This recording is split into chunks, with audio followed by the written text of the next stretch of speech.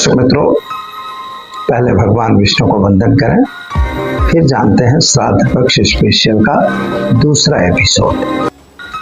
नमोस्तुवनंताय सहस्रमूर्तये सहस्रपादां शिशिरोरुबाहवे सहस्रनामे पुरुषाय शाश्वते सहस्रकोटि युगधारिणे नमः। भगवान नारायण के चरणों में वंदन कर शुरू करते हैं दूसरे पार्ट को। देखिए, यहाँ पर एक बात है, श्राद्ध के विषय में बहुत सारी मान्यताएं हैं। सबसे पहली आपको मान्यता मैं ये बताने जा रहा हूं कि श्राद्ध अगर किसी भी पितृ का करना है तो वास्तव में उनका पिंडदान जो है गया जी में करना चाहिए। गया पिंडे प्रयाग मुंडे ऐसा कहा गया है, यानी गया जी में पिंडदान अपने पितरों का करना चाहिए। पू नाम का एक नरक होता है, उससे बचने के लिए पुत्र की जरूरत होती है और पुत्र ले जाके गया जी में उनका पिंडदान करता है। आजकल परंपरा थोड़ी बदल भी गई है, तो वह ठीक है कि भाई कोई भी पिंडदान कर सकता है, लड़की है वह भी पिंडदान कर सकती है, ऐसा वर्जित नहीं है।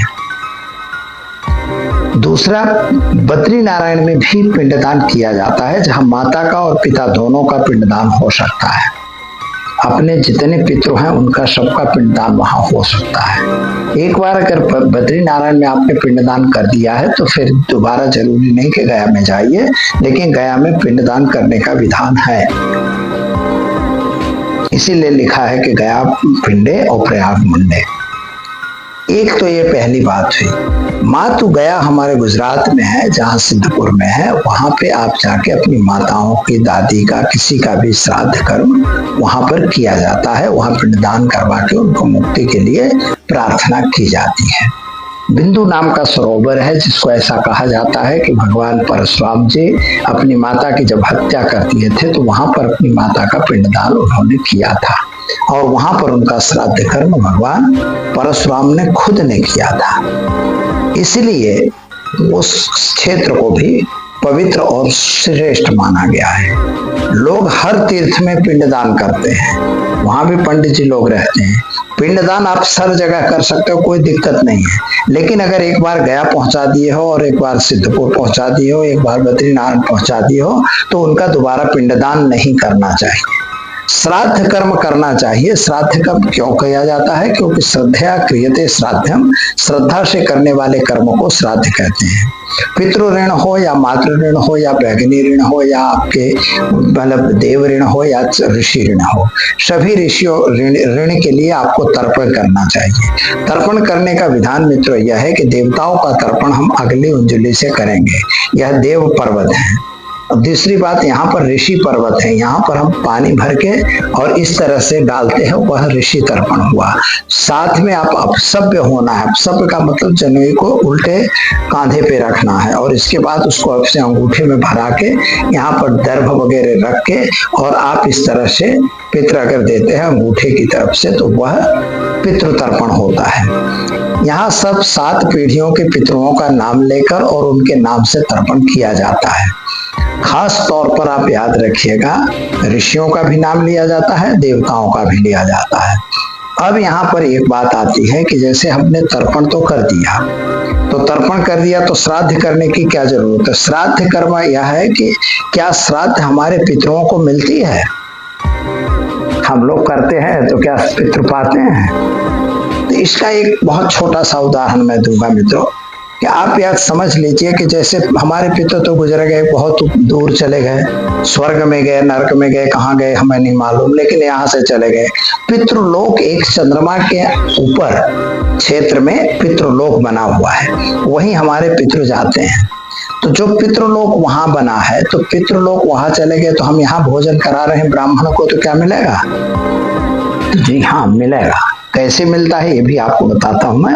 इसमें मेन इंपॉर्टेंट यह है कि जैसे मान लीजिए कि एक गाय है, आपके कोई पितृ हैं और वो पितृ मान लीजिए कि गाय बन गए या कुत्ता बन गए, जो भी आपको मानना हो मान सकते हो।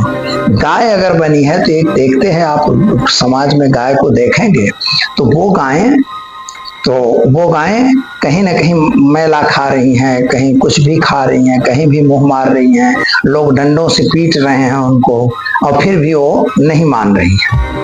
और एक गाय ऐसी होगी जो शांति से बैठी होगी, कोई मतलब नहीं, कोई खाना डाल दिया तो खा लिया, नहीं दिया कोई बात नहीं। तो इस तरह से भी एक गाय होती है। ऐसे कुत्ते भी होते हैं, ऐसे गाय भैंस बैल जो भी है, आप जिसमें भी मान लीजिए, वह ऐसे मिलते हैं, आप देखोगे और आपको मिलेगा। यही चीज बताती है कि जिन मान लो वह आपके पितृ थे, आप अगर अपने पितरों का श्राद्ध कर रहे हैं तो आपके पितृ शांत गाय की तरह होंगे, और अगर आप मतलब उनकी श्राद्ध नहीं कर रहे हैं तो वो मार खाने वाली गाय की तरह रहेंगे। यही एक प्रमाण है कि वास्तविक रूप से इनका पिंडदान हुआ या नहीं, इनका पितृतर्पण हो रहा है या नहीं, इनको मतलब इनके बच्चे लोग कुछ श्राद्ध कर्म कर रहे हैं या नहीं। यहाँ से ये बात बनती है। दूसरा, कोई कहते हैं कि यहाँ से वहां पितृलोक में महाराज कहाँ जाएगा, झूठ बात है। ये भी बात हम मानने को तैयार हैं, लेकिन अगर अमेरिका में डाली हुई पोस्ट धीरे धीरे चलते चलते आपके एड्रेस पे पहुंच जाती है, तो अगर हम अपने पितरों का नाम लेके उनके निमित्त अगर हम खिलाते हैं तो क्यों नहीं मिलेगा। ब्राह्मणों मुखमासीत, ऐसा कहा है, बाहु राजन्नहता उरु तद वैश्य पदव्याम कुलसूत्रो अजायतः, यानी ब्राह्मणों को मुख से उत्पत्ति बताई गई है, यानी ब्राह्मण को ही खिलाया जाता है। जैसे मुखात अग्नि अजायतः, जिस तरह से मुख से अग्नि उत्पन्न हुआ है, तो आहुति आप कहाँ डालते हो, मुख में डालते हो, तो वो अग्नि में ही डालते हो आहुति। किसी भी देवता का हवन करना है तो आहुति अग्नि में पड़ती है। Thanks for watching UP news. Like and comment and don't forget to subscribe for latest updates. Subscribe our channel.